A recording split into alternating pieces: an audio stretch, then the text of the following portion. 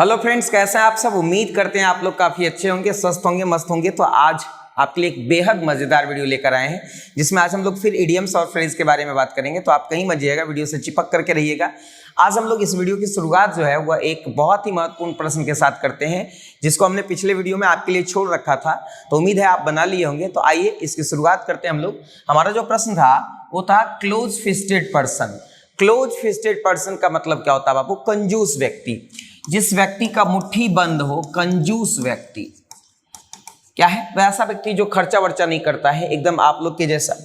तो उसको हम लोग क्या बोलेंगे? तो उसको हम लोग बोलेंगे मैजर। मैजर का मतलब क्या होता है? कंजूस व्यक्ति जो पैसा कौड़ी नहीं खर्च करता है, एकदम जिंदगी को मजे से नहीं जीना जानता है। तो ऑप्शन भी हमारा क्या हो जाएगा? Right answer. अब आज के हम लोग जो है वह सेशन की शुरुआत करते हैं एक बहुत ही मजेदार सवाल के साथ। देखिए आज का जो पहला सवाल हमारा है वो है steel the show. Steel the show का मतलब होता है महफिल लूट लेना। महफिल लूट लेना, या पूरी तरीके से कह सकते हो कि वाहवाही बटोर लेना, छा जाना कह सकते हो। छा जाना या वाहवाही बटोर लेना। अब जैसे कोई प्रोग्राम होता है तो उस प्रोग्राम में कोई एक्टर ऐसा होता है, कोई सिंगर ऐसा होता है जो पूरे महफिल को अपना क्या बना देता है? दीवाना बना देता है। तो उसको हम लोग बोलते हैं क्या? Steel the show. क्या बोलते हैं बाबू? इसको स्टील द शो बोलते हैं। तो यहाँ पे राइट आंसर क्या हो जाएगा? Option number 1, win everyone's praise. जो हर किसी की प्रशंसा का पात्र बन जाए, जो हर किसी की वाहवाही को लूट ले, जिसको देखकर हर किसी के मुंह से निकले वाह क्या परफॉर्मेंस है, क्या शानदार परफॉर्म किया है, तो उसको हम लोग बोलते हैं क्या? Steel the show. यानी यहाँ पे राइट आंसर क्या हो जाएगा? ऑप्शन नंबर 1 हो जाएगा। अगला सवाल भी बहुत इंपॉर्टेंट है, आप वीडियो के अंत तक बने रहिएगा। उम्मीद है कि आपका 2 से 3 नंबर एकदम क्लियर हो जाएगा। और ये वीडियो बहुत ज़्यादा महत्वपूर्ण है इंटरमीडिएट एग्जामिनी के लिए भी, जो पैरामेडिकल, एसएससी, एयरफोर्स आदि की तैयारी करने वाले लोग हैं उनके लिए भी बहुत ज़्यादा महत्वपूर्ण है। तो आप वीडियो को छोड़कर जाइएगा मत, एकदम चिपक करके रहिए मेरे साथ एकदम। देखिए बहुत मजा आने वाला है। देखिए स्टेटस क्वो का मतलब होता है क्या? तो स्टेटस क्वो का मतलब होता है एकदम यथा स्थिति। इसका मतलब क्या होता है बाबू? यथा स्थिति, यानी जैसी स्थिति पहले थी वैसी स्थिति आज भी है, तो उसी को बोलते हैं स्टेटस क्वो। तो स्टेटस क्वो का मतलब होता है यथा स्थिति, जिसमें कोई परिवर्तन नहीं हुआ, कोई बदलाव, एज इट इज, जैसा था वैसा है। तो इसका एज इट इज भी होगा। अनचेंज्ड का मतलब होता है जिसमें कोई परिवर्तन नहीं हुआ, तो स्टेटस क्वो का मतलब हो जाएगा अनचेंज्ड और एज इट इज। तो इस प्रकार से हमारा राइट आंसर क्या हो जाएगा बाबू? तो हमारा राइट आंसर हो जाएगा ऑप्शन नंबर बी और सी, यानी बी भी सही होगा और सी भी सही होगा। एज इट इज, जैसा पहले था वैसा भी है। अनचेंज्ड का मतलब कोई परिवर्तन नहीं हुआ, उसी को हम लोग बोलते हैं स्टेटस क्वो। आगे चलते हैं अगले प्रश्न की तरफ। क्वेश्चन है with in an ace of. बहुत ज्यादा इंपॉर्टेंट है, बहुत महत्वपूर्ण है, बहुत बार पूछा गया। With in an ace of का मतलब होता है एकदम करीब। विद इन एन एस का मतलब होता है एकदम करीब। देखिए यहाँ पे क्या है, अब लोग हमेशा बोल सकते हैं कि he came within an ace of death. देखिए यहाँ पे he came within an ace of death. He came within an ace of death का मतलब होता है कि वह मृत्यु के एकदम करीब है। वह मृत्यु के एकदम करीब है, यानी मृत्यु के करीब करीब है, अब कुछ दिन में उसकी मृत्यु हो जाएगी, ऐसा हम लोग। तो एकदम पूरा तरीके से जो है वह क्या है कि एकदम मृत्यु के करीब है, एकदम नैरोली। इसका राइट आंसर क्या हो जाएगा बाबू? ऑप्शन नंबर 1, यानी नैरोली। क्लियर है ना? कहीं कोई दिक्कत है क्या? चले आगे क्या? आगे देखिएगा क्या है अगला सवाल। At the 11th hour. ये तो बहुत ज्यादा इंपॉर्टेंट है, एकदम वीवीआई है। तो आप वीवीआई है इसलिए इसको निश्चित रूप से याद रखिएगा। एट दी 11th आवर का मतलब होता है क्या? आखिरी मौके पर, आखिरी वक्त पे, आखिरी क्षण पे। देखते होंगे बहुत सारा ऐसा मूवी है जिसमें ऐसा सीन क्लाइमेक्स बनाता है कि एकदम जो है वह, अब कोई भी विलेन जो है वह अटैक करने वाला होता है एक्ट्रेस पे, और उसी बीच जो है वह क्या होता है कि एक्टर की एंट्री होती है, एकदम एन वक्त पर जो है वह धांसू एंट्री होती है, तो उसको बोलते हैं क्या बाबू, तो उसको बोलते हैं 11th आवर, एन वक्त पर, सही वक्त पर, ठीक है ना, एकदम आखिरी वक्त पर। तो राइट आंसर हो जाएगा एट द लास्ट मोमेंट, यानी आखिरी वक्त पर। क्या हो जाएगा, आखिरी वक्त पर। ये बहुत बार पूछा गया, आप इसे निश्चित रूप से याद रखेंगे। अगला क्वेश्चन देखिए क्या है, to be up in arms. To be up in arms का मतलब होता है क्या, बहुत गुस्सा होना। To be up in arms का मतलब क्या होता है, बहुत गुस्सा होना, बहुत गुस्सा होना। देखिए यहां पे, अब यहां पे इसका राइट आंसर क्या हो जाएगा, ऑप्शन नंबर बी, यानी टू बी एंग्री, यानी बहुत गुस्सा होना। ये बहुत इंपॉर्टेंट वन है। To be up in arms का मतलब क्या होता है, एकदम गुस्सा होना, बहुत चिड़चिड़ा जाना, एकदम पूरा जबरदस्त बमक जाना। आगे चलते हैं, अगला क्वेश्चन क्या कहता है, देखिए to kick heels. To kick heels का मतलब होता है, ध्यान से देखिएगा, to force someone to wait for a period of time. ध्यान से देखिएगा, to force someone to wait for a period of time, मतलब टू किक हिल्स का मतलब होता है किसी को जो है वह बाध्य करना, इंतजार करने के लिए, किसी को सहने या इंतजार करने के लिए, इंतजार करने के लिए बाध्य करना, किसी को सहने के लिए, किसी को बर्दाश्त करने के लिए बाध्य करना, उसको बोलते हैं किक हिल्स। यहाँ पे देखिए, to force someone to wait for a period of time, किसी को जो है वह कुछ क्षण के लिए, कुछ वक्त के लिए जबरदस्ती वेट करना अगर हम लोग कहते हैं तो उसको बोलते हैं क्या, किक हिल्स। तो यहाँ पे राइट आंसर क्या हो जाएगा, तो यहाँ पे राइट आंसर हो जाएगा टू टॉलरेट, यानी सहना, बर्दाश्त करना, इंतजार करना। राइट आंसर क्या हो जाएगा, ऑप्शन नंबर सी हो जाएगा। अगला प्रश्न देखिए क्या कहता है, कहता है take to hertz.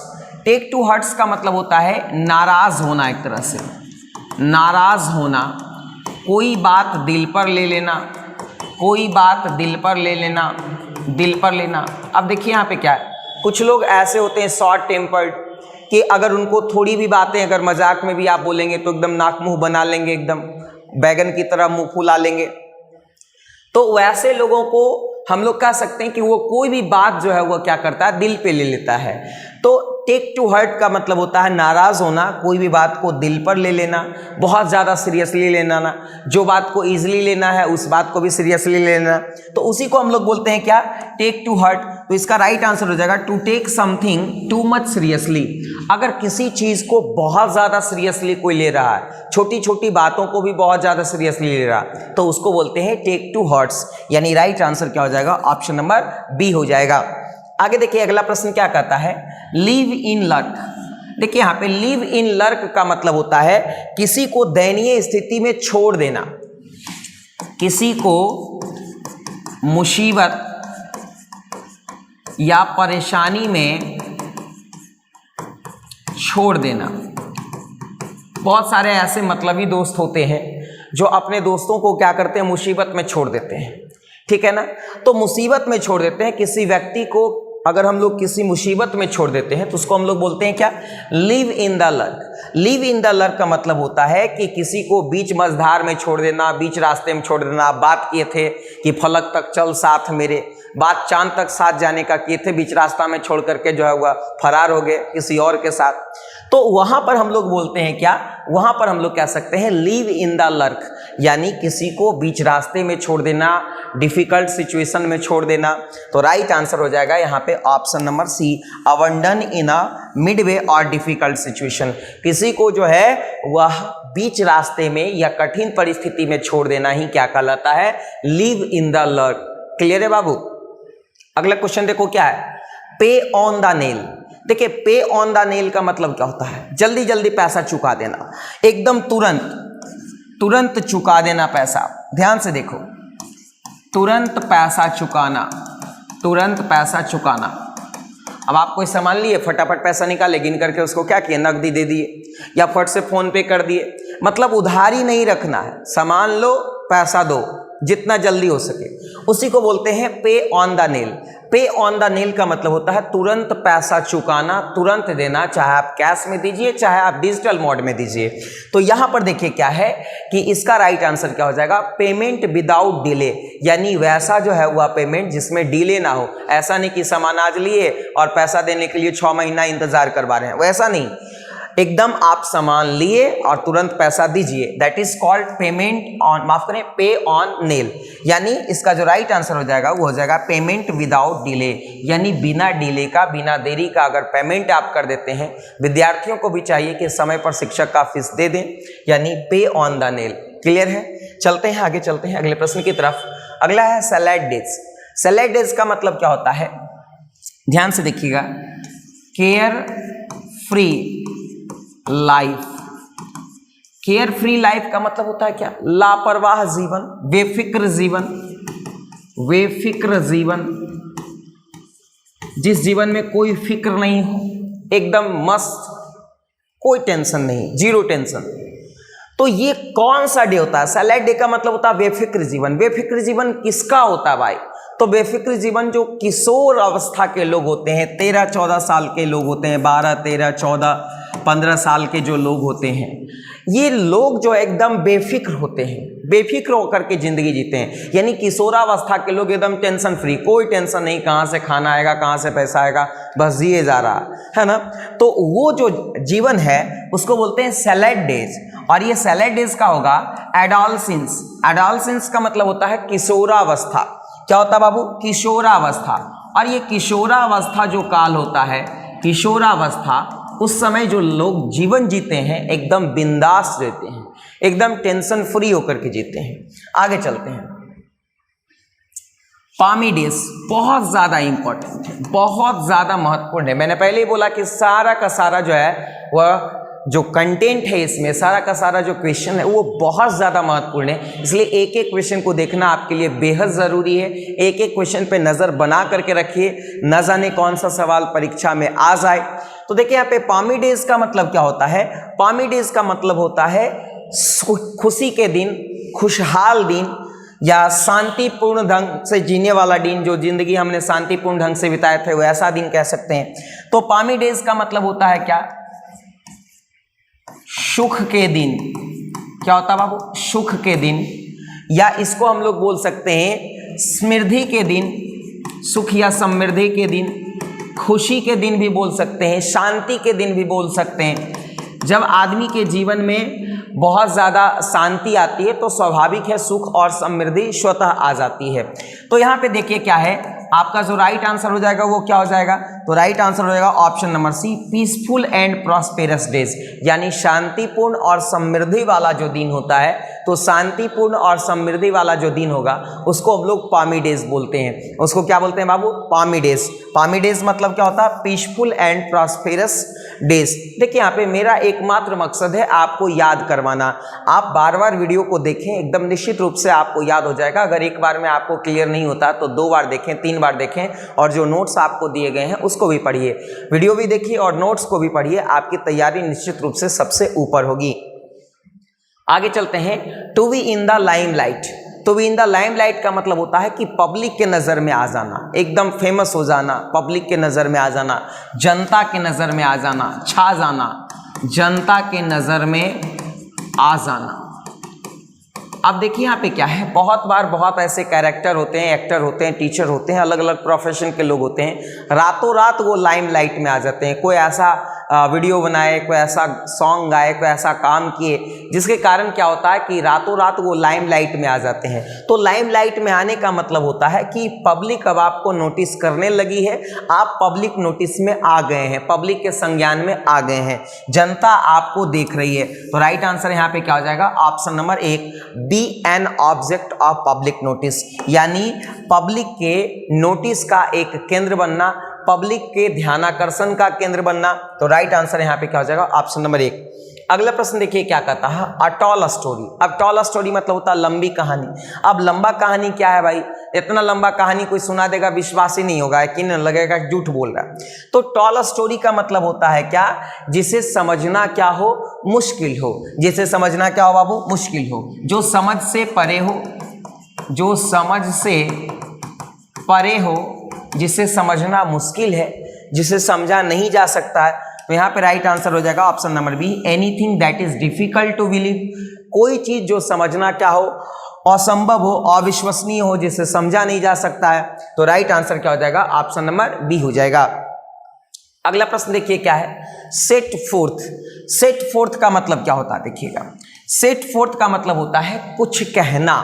Set fourth का मतलब क्या होता है, कहना, समझाना, किसी को कुछ जो है वह क्या करना, संबोधित करना, एक तरह से कह सकते हो।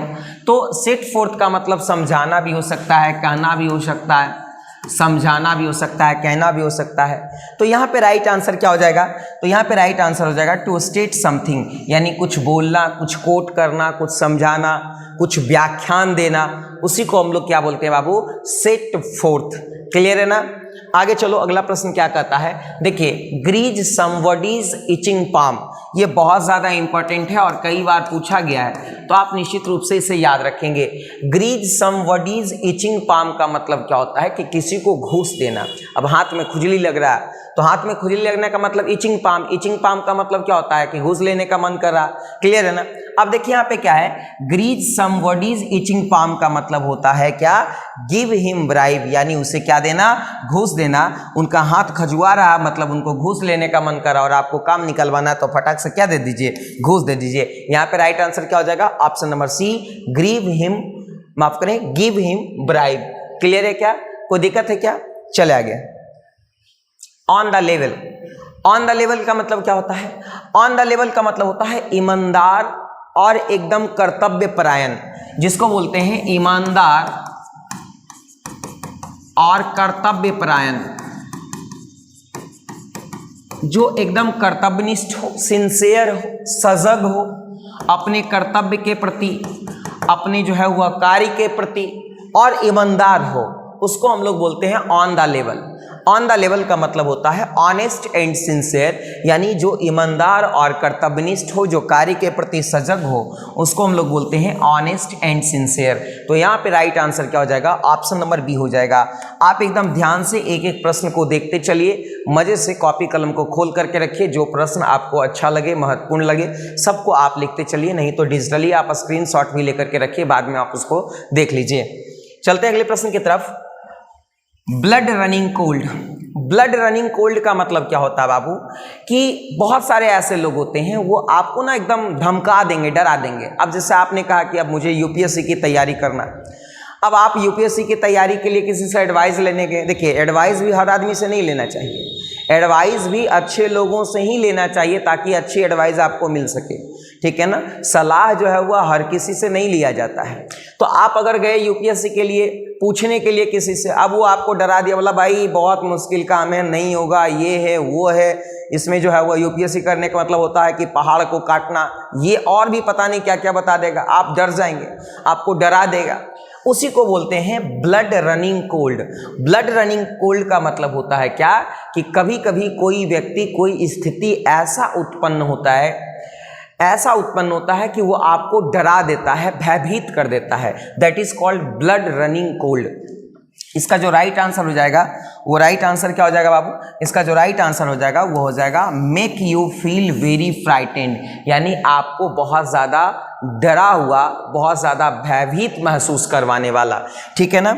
यहाँ पे लिख देते हैं मैं, भयभीत या डरा हुआ महसूस करवाना, भयभीत या डरा हुआ महसूस करवाना, उसी को बोलते हैं ब्लड रनिंग कोल्ड। अगला सवाल देखो क्या है, ले डाउन आर्म्स, बहुत ज्यादा इंपॉर्टेंट, बहुत मजेदार।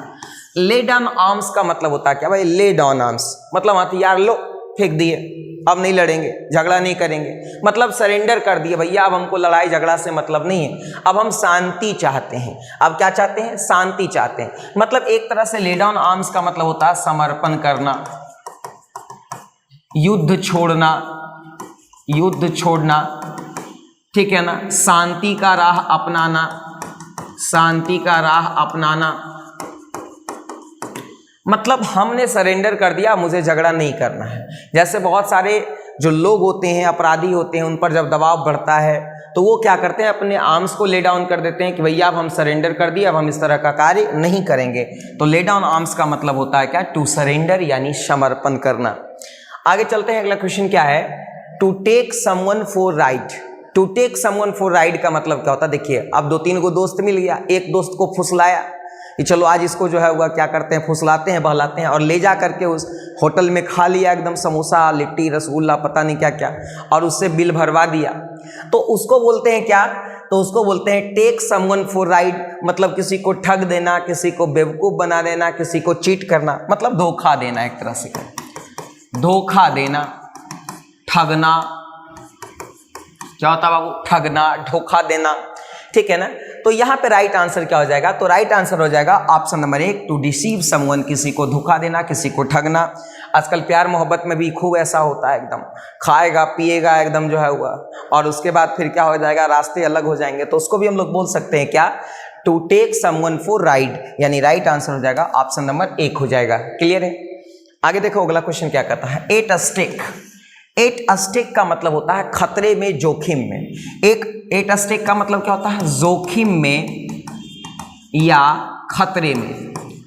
एट अ स्टेक का मतलब क्या होता है बाबू, खतरे में या जोखिम में। अब देखिए यहाँ पे राइट आंसर क्या हो जाएगा, जैसे हम लोग बोलते हैं ना, his life is at a stake, मतलब उसका जीवन क्या है, खतरे में। हम लोग बोल सकते हैं ना, his life is at a stake, उसका जीवन जो है वो क्या है, खतरे में है। तो यहाँ पे राइट आंसर क्या हो जाएगा, तो राइट आंसर हो जाएगा एट रिस्क एंड इनसेक्योर्ड, यानी खतरे में या असुरक्षित, असहज, जो असुरक्षित नहीं हो उसको एट स्टेक बोलते हैं। अगला प्रश्न क्या कहता है, टू क्राई वॉल्फ का मतलब होता है बेकार चिल्लाना, बेकार गरगराना। बहुत आदमी बोलते हैं ना, तो उसका क्या, तो उसका तो आदत है रोज गरगराते रहता है, तो उसको बोलते हैं क्राई वॉल्फ। ऐसा चिल्लाहट, ऐसा गरगराहट जिसकी सुध लेने वाली कोई नहीं, कोई उसको ध्यान देने वाला नहीं, तो उसको हम लोग क्या बोलते हैं, उसको हम लोग बोलते हैं क्या, तो बोलते हैं give false alarm. Give false alarm का मतलब होता है व्यर्थ चिल्लाना।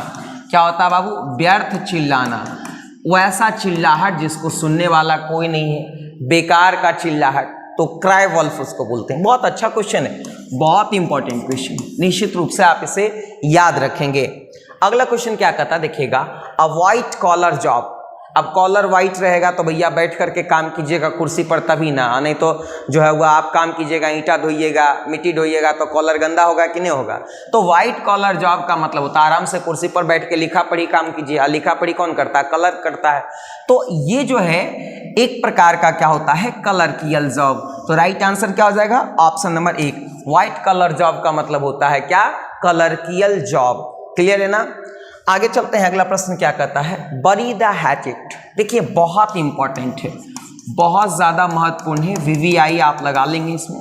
बरी द हैचेट का मतलब होता है क्या, झगड़ा समाप्त करना, झगड़ा समाप्त करना। अब देखिए बहुत लोग झगड़ते आते हैं छोटी छोटी बातों पर, तो उन लोगों को अगर जो है वह झगड़ा समाप्त करने का मन है या झगड़ा वो समाप्त किए हैं, तो उसको हम लोग बोलते हैं बरी द हैचेट। बरी द हैचेट का मतलब होता है क्या, टू एंड ओल्ड डिस्प्यूट्स, मतलब पुराने झगड़े को क्या कर देना, समाप्त करना। जो पुश्तैनी झगड़ा है, जो खानदानी झगड़ा है, उसको समाप्त करके जीवन को नए ढंग से खुशहाली के साथ जीना, दैट इज कॉल्ड क्या है, bury the hatchet. To end old disputes का मतलब क्या होता है बाबू, तो पुराने झगड़े समाप्त करना, पुराने विवाद समाप्त करना, पुराने विवाद समाप्त करना, इसको बोलते हैं क्या, टू एंड ओल्ड डिस्प्यूट्स।